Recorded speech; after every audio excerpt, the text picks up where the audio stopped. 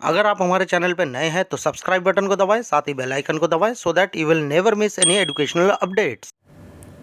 Hello students, welcome back to Chandrajeet classes. आज हम लोग आपका next chapter that is chapter number 2 start करने जा रहे हैं। चैप्टर नंबर 2 है पॉलिनोमियल्स के ऊपर। पॉलिनोमियल्स क्या है इसके बारे में आज हम जानेंगे। तो सबसे पहले हम लोग क्या करेंगे, इस वीडियो में आज हम लोग पॉलिनोमियल्स की बेसिक्स को जान लेंगे। Then after we will start the exercise. तो कुछ बेसिक बातें हैं पॉलिनोमियल्स में, पहले वो बात क्लियर करते हैं सो दैट हमारे लिए इजी हो जाएगा एक्सरसाइज को समझना। ओके, आइए हम लोग सीखते हैं कुछ बेसिक्स। सो बेसिक्स में सबसे पहले आता है पॉलिनोमियल की definition. What is polynomial? Polynomial किसे कहते हैं, right? See, a polynomial is an expression consisting of variables, याद रखिएगा वर्ड को, variables and coefficients, variables and coefficients that takes the operations of addition, subtraction, multiplication and non-negative variables। Again variables आ गया। Variables को हम लोग इंडिटरमिनेंट्स भी कहते हैं मैथमेटिकली। वेरिएबल्स को हम लोग इंडिटरमिनेंट भी कहते हैं, याद रखिएगा इस बात को। अब मैंने एक एग्जांपल में इक्वेशन लिखा है that is x square minus 2x plus 3। Here variable is x। बात आपको समझ में आ गई होगी। यहाँ पे ये जो x लिखा हुआ है दिस इज आवर वेरिएबल, यानी कोई भी एक इक्वेशन आपके पास लिखा हो सकता है, उसमें जो वेरिएबल होता है उसे हम लोग बेसिकली x y z मान लेते हैं। या आप इसे ऐसा भी कह सकते हैं, एक इक्वेशन में मैथमेटिकली हम लोग x y z को वेरिएबल मानते हैं एंड a b c को हम लोग कांस्टेंट के रूप से जानते हैं। ओके, सो इस इक्वेशन में आपके पास लिखा हुआ है x square minus 2x plus 3। Here the variable is x। अब आगे जानते हैं, जैसा कि वेरिएबल के बाद हम लोगों ने कोफिशिएंट के बारे में पढ़ा, अब कोफिशिएंट क्या होता है उसके बारे में भी देख लेते हैं। सी, एक्स स्क्वायर के आगे क्या लिखा है? कुछ भी नहीं है, मतलब 1 लिखा हुआ है। तो यहाँ पे मैं फॉर एग्जाम्पल 1 को पुटअप कर लेता हूँ समझाने के लिए। तो ये जो 1 है ये मेरे पास क्या है? This is nothing, this is coefficient, that is coefficient of x square, यानी एक्स स्क्वायर का कोएफिशिएंट क्या है? 1। Got it? अब x के आगे जो लिखा हुआ है, यानी x के साथ मल्टीप्लाई में जो लिखा हुआ है, this we called as coefficient of x। This is called coefficient of x। And जो सिर्फ नंबर लिखा हुआ है this is called constant. This is called constant. So that means हम लोगों ने क्या क्या सीखा? 3 बातें। First, variable. इक्वेशन में वेरिएबल क्या है? x। Okay, then X square के आगे जो भी नंबर लिखा हुआ है मल्टीप्लाई में उसे हम क्या लेते हैं? Coefficient of x square. And x के आगे जो लिखा होगा that is coefficient of x। And सिर्फ नंबर जो लिखा होगा दैट इज कॉल्ड कांस्टेंट, यानी कांस्टेंट सिर्फ एक, केवल एक संख्या को यानी इंटेजर को या नंबर को बोला जाता है, उसके साथ कोई वेरिएबल नहीं होना चाहिए। तो इंडिपेंडेंट ऑफ वेरिएबल जो होता है, वेरिएबल के बिना जो संख्या लिखी होती है उसे हम लोग कांस्टेंट कहते हैं। ये बात क्लियर हो गई? ओके, अब हम लोग आगे चलते हैं। नेक्स्ट हमारे पास standard form of a polynomial. अब स्टैंडर्ड फॉर्म किसे बोलेंगे? बेसिकली आप कोई भी इक्वेशन ले लीजिए, उसमें जो पावर्स दिए होते हैं, वो अगर आपका इंक्रीजिंग ऑर्डर या डिक्रीजिंग ऑर्डर में दिया हुआ हो, तो हम उसे एक स्टैंडर्ड पॉलिनोमियल कह सकते हैं, यानी कि standard form of a polynomial कह सकते हैं। जैसा कि मैंने एक एग्जांपल लिखा है, देखिए 2x की पावर 4 प्लस 3x की power 3 minus x square plus 5x plus 7। अब यहाँ पे आप ध्यान से देखिएगा, वेरिएबल क्या है? x, और वेरिएबल के ऊपर जो पावर लिखा हुआ है आप उसे ध्यान से देख लीजिए, 4 देन 3 देन 2 देन ऊपर कुछ भी नहीं है मीन्स 1, और यहाँ पे आखिरी में 0 है, क्योंकि यहाँ पे एक्चुअली में कैसे लिखा हुआ है?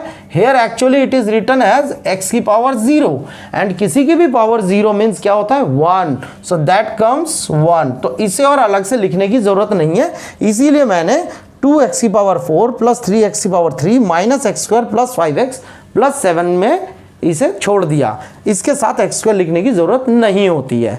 Got it. तो ये हो गया हमारा standard form of a polynomial. ऐसी ये डिक्रीजिंग है तो इंक्रीजिंग भी एग्जाम्पल में हो सकता है। तो आपको बेसिक तरीके से पॉलिनोमियल की बात समझ में आ गई होगी। तो ये हमारा हो गया पॉलिनोमियल का डेफिनेशन। अब हम आगे बढ़ते हैं टाइप्स ऑफ पॉलिनोमियल। पॉलिनोमियल कितने तरीके के होते हैं? पॉलिनोमियल बहुत सारे तरीके के होते हैं, राइट। जैसे लीनियर, क्वाड्रेटिक, क्यूबिक। तो कुछ मेन पॉलिनोमियल्स के बारे में हम लोग अभी जान लेते हैं। Now students, we have types of polynomials. किस किस टाइप के पॉलिनोमियल्स होते हैं अब हम उसके बारे में जान लेते हैं। सबसे पहला होता है लीनियर पॉलिनोमियल। लीनियर का मतलब क्या हो गया? जिसमें हाईएस्ट पावर 1 होगा उसे हम लीनियर बोलेंगे। जिसमें हाईएस्ट पावर 1 होगा उसे हम लीनियर बोलेंगे। सी फॉर एग्जांपल 2x + 5 एक इक्वेशन है जिसमें वेरिएबल क्या है? x। अब इस वेरिएबल का हाईएस्ट पावर यहाँ पे क्या है? 1। कुछ भी नहीं है, मतलब यहाँ पे कितना है? 1। तो ये जो 1 है ये हमारा हाईएस्ट पावर हो गया, इसीलिए हम इसको एक लीनियर पॉलिनोमियल कह सकते हैं, right. Now the second one is quadratic polynomial.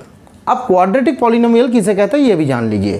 Quadratic में हाईएस्ट पावर होता है 2, जैसे लीनियर में हाईएस्ट पावर 1 होता है, इसी तरीके से क्वाड्रेटिक में हाईएस्ट पावर होता है 2। तो बस इतनी बात याद रखनी है। जैसे कि एक एग्जांपल लिखा हुआ है मैंने यहाँ पे 2x² + 3x + 5। सो यहाँ पे देखिए x वेरिएबल है और देखिए यहाँ पे हाईएस्ट पावर क्या है? 2 है, क्योंकि इसके बाद पावर 1 है और फिर पावर 0 भी है जिसे हम दिखाते नहीं है, लिखते नहीं है। तो यहाँ पे हाईएस्ट पावर कितना हो गया? 2। सो इसीलिए इसको हम लोग क्या बोलेंगे? Quadratic polynomial. ओके, चलिए अब हम आगे चलते हैं। Now students, see the next one is cubic polynomial. Obviously cubic का मतलब होता है 3, तो इसमें हाईएस्ट पावर क्या होनी चाहिए? 3। तो जो भी वेरिएबल दिया होगा, जैसे इक्वेशन मैंने यहाँ पे लिया हुआ है 3x³ + 2x² + x + 1, तो ये हमारा हो गया इक्वेशन। अब इसमें वेरिएबल है x और इसमें हाईएस्ट पावर आपको क्या दिख रहा है? 3। सो इसका मतलब ये क्या हो गया? क्यूबिक पॉलिनोमियल हो गया, राइट। यानी कि जिसका हाईएस्ट पावर 3 होता है उसे हम लोग क्यूबिक पॉलिनोमियल कहते हैं, right. Now the next one is biquadratic और क्वार्टिक पॉलिनोमियल। बाइक्वाड्रेटिक और क्वार्टिक पॉलिनोमियल मतलब दोनों का सेम ही है। बाइक्वाड्रेटिक को ही हम लोग क्वार्टिक भी कहते हैं। ओके, अब इसमें क्या होता है? हाईएस्ट डिग्री जो है वो बन जाती है कितने? 4। तो हाईएस्ट डिग्री क्या हो जाएगा? 4। इट मीन्स हम लोग एक इक्वेशन ले लेते हैं, जैसे कि लिखा हुआ 5x⁴ + 3x⁴ + 2x² + x + 1। अब इसमें हाईएस्ट डिग्री आपको क्या दिख रही है? 4। इसका मतलब ये हो गया आपके पास बाइक्वाड्रेटिक पॉलिनोमियल या क्वार्टिक पॉलिनोमियल भी कह सकते हैं। Got it. Now see zeros of a polynomial. अब जीरोज ऑफ ए पॉलिनोमियल क्या होता है इसके बारे में भी थोड़ा सा जान लेते हैं। Basically zeros of a polynomial p of x, equation का नाम बता रहे हैं, shows x coordinates where the graph of y = p of x, ये इक्वेशन है y = p of x intersects x axis. अब सबसे पहले आपको थोड़ा सा ग्राफ के बारे में भी जानना पड़ेगा। बेसिकली हम लोग कोऑर्डिनेट्स को कैसे लेते हैं? ऐसे लेते हैं, एक प्लस के फॉर्म पे, और ये होता है x axis, this is your negative x axis, okay, this is positive y axis and this is negative y axis. Okay, यहाँ पे बीच में जो होता है ये होता है ओरिजिन, राइट। अब ये हो गया x का प्लस, ये हो गया y का प्लस, ये हो गया x का माइनस, ये हो गया y का माइनस। अब यहाँ पे क्या कह रहा है? x coordinate, right, shows x coordinate. x coordinate मतलब ये वाला कोऑर्डिनेट हो गया, right, where the graph of y = px, ये एक इक्वेशन है, इंटरसेक्ट्स x एक्सिस, यानी कि ये जो x एक्सिस है, ये जो एक्सिस आपको दिख रहा है, ये जो एक्सिस है, इस एक्सिस को जहां पे भी ये छुएगा या कट करेगा, पॉइंट्स को हम लोग क्या बोलेंगे? Zeros of a polynomial. यानी कि जहां जहां एक्स एक्सिस को वो कट करेगा उतने जीरोज ऑफ पॉलिनोमियल हम वहां पे उसे बोलेंगे, राइट। अभी ये हम क्वेश्चन में एग्जाम्पल के तौर पे और अच्छे से सीख लेंगे, जो कि हमारा फर्स्ट एक्सरसाइज होगा, राइट। तब तक आगे और जान लेते हैं। बेसिकली जीरोज मीन्स रूट्स, हम जीरोज को रूट्स के नाम से भी जानते हैं, और इसको हम मैथमेटिकली कैसे लिखते हैं? Alpha beta gamma. Alpha beta gamma को ही हम लोग बेसिकली जीरोज या रूट्स के नाम से जानते हैं। Okay, now see another thing, that is if alpha beta are the zeros of quadratic polynomial ax square plus bx plus c। अब ये क्या है, क्वाड्रेटिक पॉलिनोमियल है क्योंकि हाईएस्ट पावर इसमें कितना है 2, जैसा कि अभी हम लोगों ने पीछे बताया था। ओके, तो ये क्या हो जाएगा, क्वाड्रेटिक पॉलिनोमियल हो गया। अब इसके अंदर हमें क्या अल्फा और बीटा का पता होना चाहिए, राइट। और उसको यूसेज में कैसे लिया जाता है ये भी देख लीजिए, एग्जाम में या क्वेश्चन में कैसे पूछा जाता है। सबसे पहले आपसे पूछा जाता है sum of zeros, sum of zeros that comes alpha plus beta, क्योंकि जीरोज क्या क्या है यहाँ पे, अल्फा और बीटा है। और alpha plus beta is equals to, equation में इसकी वैल्यू क्या होती है, माइनस बी अपॉन ए। अब माइनस बी अपॉन ए का मतलब ये रहा, देखिए coefficient of x and coefficient of x square. तो इसे मैं ऐसा भी कह सकता हूं कि नेगेटिव ऑफ कोफिशिएंट ऑफ कितना, एक्स अपॉन कोफिशिएंट ऑफ ए किसका है, एक्स स्क्वायर का है, x square. Okay, got it, ये बात समझ में आ गई आप लोगों को। तो इसका मतलब ये हो गया कि sum of zeros is equal to alpha plus beta, क्योंकि जीरोज हमारे पास अल्फा और बीटा होता है, ठीक है। और इक्वेशन में इसकी वैल्यू क्या होती है, माइनस बी अपॉन ए। इस बात को आपने याद रखना है, you have to learn this part. और b क्या है, कोफिशिएंट ऑफ x है, एंड a क्या है, कोफिशिएंट ऑफ x स्क्वायर है, जो कि इक्वेशन में दिया हुआ है। Got it.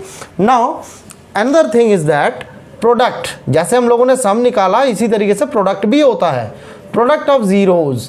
अब प्रोडक्ट ऑफ जीरोज क्या हो जाएगा, ठीक इसी तरीके से अल्फा इंटू बीटा, राइट। इसकी वैल्यू इक्वेशन में क्या होती है, c अपॉन ए। c अपॉन ए बोले तो क्या हो गया, इसका मतलब c क्या है, कांस्टेंट है, दैट इज कांस्टेंट अपॉन में a means coefficient of x square, right. ये बात अब आपको समझ में आ गई होगी।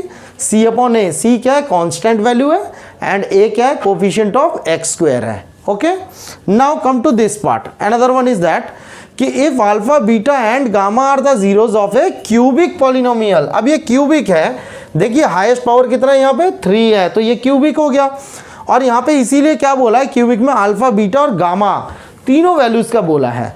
तो सेम इसी तरीके से हम इसे ऐसा भी कह सकते हैं कि सम ऑफ जीरोज कितना हो जाएगा, sum of zeros alpha plus beta plus gamma, यही हो जाएगा। That is equals to, formula बिल्कुल सेम वही है, माइनस बी अपॉन ए, जैसा कि हमने ऊपर लिखा हुआ है। अब b देखिए यहाँ पे इक्वेशन में b किसका कोफिशिएंट है, एक्स स्क्वायर का। सो दैट मीन्स कि हम इसे ऐसे भी जान सकते हैं कि coefficient of x square upon a किसका कोफिशिएंट है, coefficient of x cube. Okay, और यहाँ पे नेगेटिव है तो नेगेटिव का साइन हमने लिख लिया। That means alpha plus beta plus gamma is equals to minus b upon a. B क्या है, कोफिशिएंट ऑफ एक्स स्क्वायर, ये रहा, और ए क्या है, कोफिशिएंट ऑफ एक्स क्यूब, ये रहा, राइट। ये बात समझ में आ गई। तो अल्फा प्लस बीटा पहले वाले क्वेश्चन में या पहले वाले पार्ट में बोला गया है, जहां पे अल्फा और बीटा जो था इसका रूट्स था, यानी जीरोस था। और यहाँ पे बोला गया अल्फा बीटा गामा जो है इसके जीरोस हैं। तो यहाँ पे सम क्या हो जाएगा, alpha plus beta plus gamma is equals to minus b upon a. अब इसका प्रोडक्ट क्या होता है ये भी देख लीजिए, और इसको किस तरीके से बताया जाता है ये भी देख लीजिए।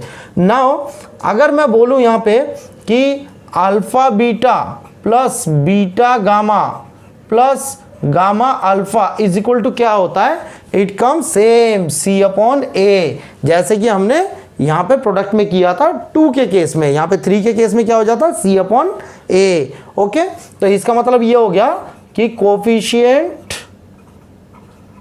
ऑफ c किसका कोफिशिएंट है, x का, अपॉन में a किसका कोफिशिएंट है, एक्स क्यूब का। सो कोफिशिएंट ऑफ एक्स क्यूब, ये बात समझ में आ गई होगी आपको। वन मोर थिंग, इसमें एक और पार्ट आता है, यानी इसका एक और फॉर्मूला बनता है, that is alpha into beta into gamma, that is equals to होता है माइनस डी अपॉन ए। अब ये माइनस डी अपॉन ए होता है। अब डी क्या है, यहाँ पे देखिए डी क्या है, कांस्टेंट है, क्योंकि इसके साथ कोई वेरिएबल है ही नहीं, एक्स का कोई टर्म है नहीं, तो ये इंडिपेंडेंट ऑफ एक्स है। इट मीन्स ये क्या हो जाएगा आपके पास, कांस्टेंट। ओके, एंड अपॉन में ए क्या है आपके पास, ए है coefficient of x cube, so coefficient of x cube. इसकी वैल्यू आपको समझ में आ गई, यानी कि alpha into beta into gamma is equals to minus d upon a, that is constant upon coefficient of x cube. So ये हो गया हमारे पास बेसिकली दो फॉर्मूलाज और, या दो केसेस और, एक अल्फा बीटा का और एक अल्फा बीटा गामा का। ये था आपके पास क्वाड्रेटिक पॉलिनोमियल का और ये है आपका क्यूबिक पॉलिनोमियल का। Got it? So note down it. Now let's start the first exercise of polynomial. और फर्स्ट एक्सरसाइज क्या है, एक्सरसाइज 2.1, जिसमें पहला क्वेश्चन दिया हुआ है the graphs of y equal to p x, ये इक्वेशन है, are given in figures below for some polynomials p of x। Okay, find the number of zeros. हमें क्या फाइंड आउट करना है, number of zeros. So in the first case, see in the first part, जो हमें graph दी हुई है वो दी हुई है ये वाली लाइन, राइट। अब इसे हमें क्या पता करना है, zeros of P of x. इसका मतलब ये हो गया कि एक्स एक्सिस में, एक्स एक्सिस कौन सा है, ये वाला पूरा एक्स एक्सिस है, ये इधर पॉजिटिव है, ये इधर नेगेटिव है, इस पार्ट में कितने जीरोज आते हैं। ऑब्वियसली अगर ये वाला ग्राफ, यानी कि ये वाली लाइन अगर इसको टच करता तो मैं कह सकता था कि जीरोज आ रहे हैं। जब ये एक्स एक्सिस को कहीं पे टच ही नहीं कर रहा, इसका मतलब यहाँ पे कोई जीरोज है ही नहीं। सो हम इसे क्या नोट डाउन करेंगे, there is no zeros because the line does not touch anywhere in the x axis। Okay, तो x एक्सिस में ये वाली गिवन लाइन जो है कहीं पे टच ही नहीं कर रहा, तो हम यहाँ पे जीरोज काउंट कर ही नहीं सकते, यानी यहाँ पे कोई जीरोज है ही नहीं फर्स्ट केस में। Okay, now in the second case, see here it is. अब सेकंड पार्ट में जो ग्राफ दिया हुआ है, देखिए ये लाइन कैसे जा रही है, और आपको साफ साफ दिख रहा है कि एक्स एक्सिस में वो कहाँ पे टच कर रहा है, यहाँ पे। इसका मतलब कितनी बार टच कर रहा है, एक बार। तो यहाँ पे नंबर ऑफ जीरोज कितनी बार आएगा, 1 टाइम। तो आप यहाँ पे लिख सकते हैं देयर इज 1 0 या zeros because the line or the graph touches x axis 1 time. तो एक बार ये x एक्सिस को टच कर रहा है, इसका मतलब यहां पे कितने जीरोज हो गए, 1 0। तो दैट मीन्स इसका मतलब ये ठहरता है कि x एक्सिस को जितनी बारी गिवन ग्राफ टच करेगा उतने ही जीरोज वो काउंट होंगे। Okay, now move towards the next one. Now see in the third part. अब थर्ड पार्ट में कितनी जगह कट कर रहा है, देखिए x एक्सिस को, ये एक इस पॉइंट पे, दिस वन, एक इस पॉइंट पे, दिस वन, और एक इस पॉइंट पे। कितनी जगह टच कर रहा है, 3 जगह। दैट मीन्स यहाँ पे नंबर ऑफ जीरोस कितना होगा, 3। कितना इजी है। तो यहाँ पे हमें क्या लिखना है, number of zeros is 3 because the graph intersects or touches, intersects x axis at 3 points। Okay, 3 जगह कट कर रहा है। सो दैट मीन्स कि यहाँ पे जीरोस कितने हो जाएंगे, 3 जीरोस हो जाएंगे। Now in this part, this is the fourth part of our question. Fourth part में कितनी जगह टच कर रहा है, देखिए ग्राफ क्या दिया हुआ है, इस शेप में दिया हुआ है। दैट मीन्स एक तो यहाँ पे टच कर रहा है और एक यहाँ पे टच कर रहा है। तो कितने जीरोस हो गए, 2 जीरोस। इसका मतलब हो गया number of zeros is 2 because the graph intersects और touches intersects x axis at 2 points, right. दो जगह काट रहा है, तो इसका मतलब यहाँ पे कितने जीरोज हो गए? 2 जीरोज हो गए। Now see the fifth part में ग्राफ किस तरीके से दिया हुआ है आपको दिख रहा है। अब यहाँ पे देखिए एक्स एक्सिस में कितनी जगह कट करता है। एक तो यहाँ पे कट कर रहा है यानी इंटरसेक्ट कर रहा है, एक यहाँ पे इंटरसेक्ट कर रहा है, एक यहाँ पे और एक यहाँ पे। कितनी बार इंटरसेक्ट कर रहा है एक्स एक्सिस को? 4 जगह पे। दैट मीन्स कि यहाँ पे नंबर ऑफ जीरोस कितने हो गए? 4। सो हम क्या लिखेंगे यहाँ पे? Number of zeros is 4 because the graph intersects x axis at 4 points। ठीक है, 4 जगह वो इंटरसेक्ट कर रहा है, तो इसका मतलब जीरोस कितने हो गए? 4। क्लियर हो गई बात। और लास्ट पार्ट क्या है हमारे पास? This is the sixth part and last part of our question number 1। अब इसमें देखिए कहाँ कहाँ कट कर रहा है। फर्स्ट तो यहाँ पे इंटरसेक्ट कर रहा है, सेकंड कर रहा है यहाँ पे इस पॉइंट पे, थर्ड कर रहा है इस पॉइंट पे। हमें एक्स एक्सिस की बात बोली गई है, तो एक्स एक्सिस में कहाँ कहाँ कट कर रहा है? 1, 2 और 3। सो यहाँ पे नंबर ऑफ जीरोस कितने हो गए? नंबर ऑफ जीरोस हो गए कितने? Zeros is 3। Okay, because the graph intersects x axis at 3 points। Okay, तो यहाँ पे नंबर ऑफ जीरोस कितने हो गए? 3।